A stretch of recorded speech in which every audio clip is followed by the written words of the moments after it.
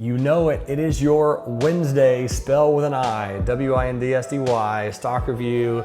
Let's go all into what's going on this fantastically splendid, profitable day.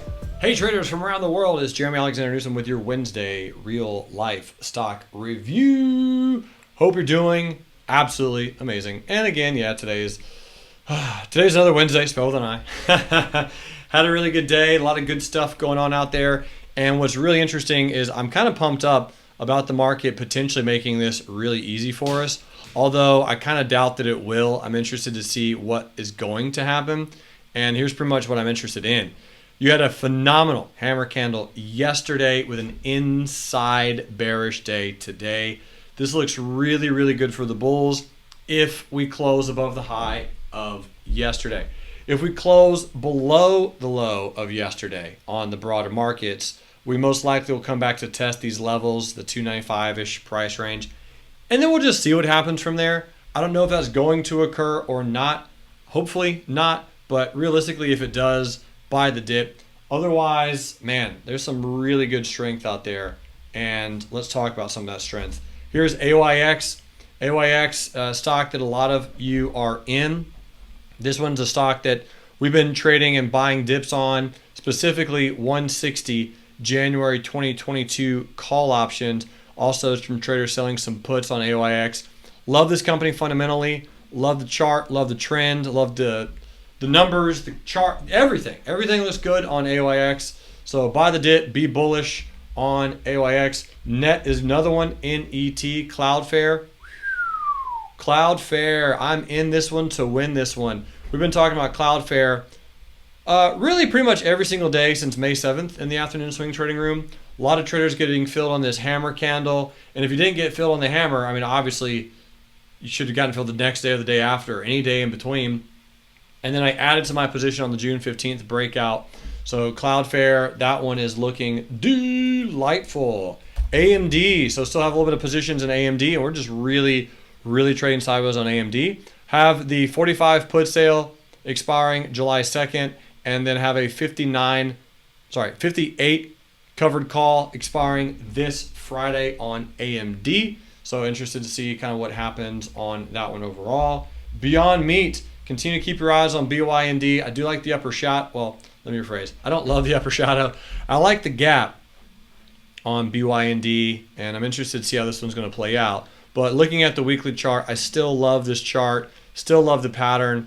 I do absolutely think Beyond Meat can easily hit 180 this year. So buy dips, look to play bullish, stay bullish on Beyond Meat, find ways to buy low, sell high, and be in that one long. Now, let me go ahead and look over the stocks that were requested by you out there on the interwebs. And we're getting all the cruise lines. The Norwegian, Carnival, they're all pretty much going to do the exact same thing. Here's my thoughts on the cruise lines. Relatively simple. They're going to hang out for a bit. You had too easy money. Too easy money was made from May 15th into June. That was 170% return on Norwegian, and that's where a lot of traders just made absolute bank. So the thing is, when you're looking at Norwegian, the market never likes to make things too easy for too long. Therefore, we're going to start compressing.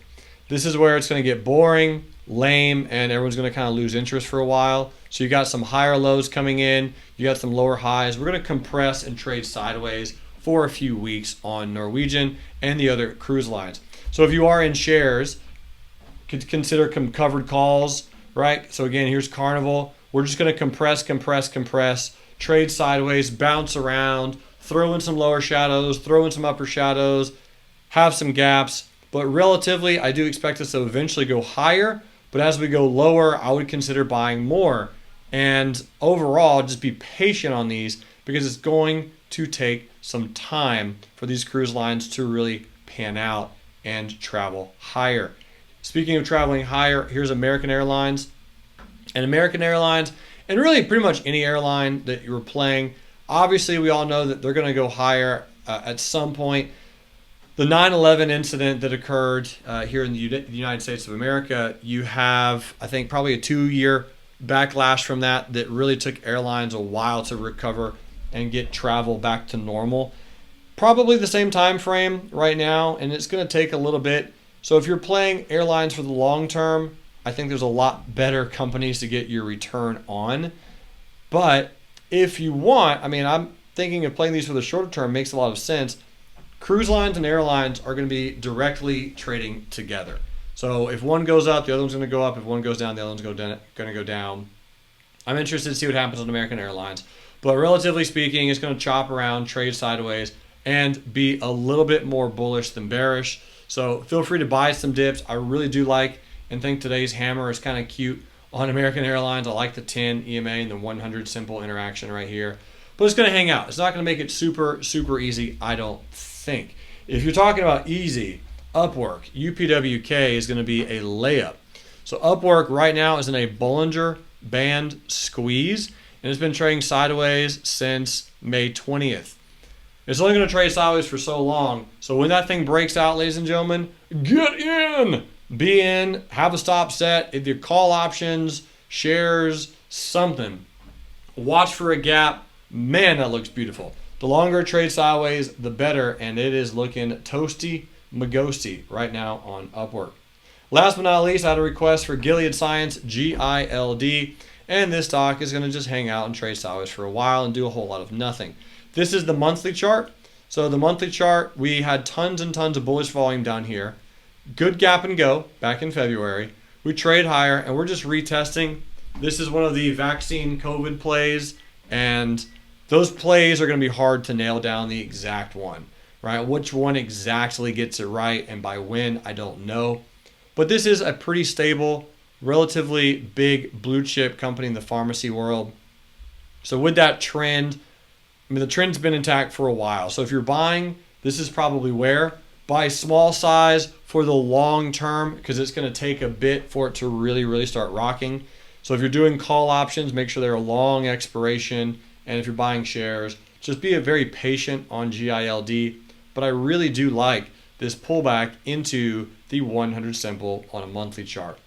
That's just my opinions, and that's just my thoughts. Folks from around the world, again, if you're watching this video, throw into the comment section below which stocks you want me to look at, and I will be doing that on Monday. Friday is a trade review, and if you have a trade that you want me to review, post that in the comment section below, and I'll be checking out one of the stocks, one of the trades from out there in the real-life trading community on Friday for your trade review. Thanks so much for tuning in. I hope this was helpful, and until next time, love life, live life, and trade it. Bye. All right, simply put, that was your Wednesday stock review. Thanks for watching. You are a wonderful person.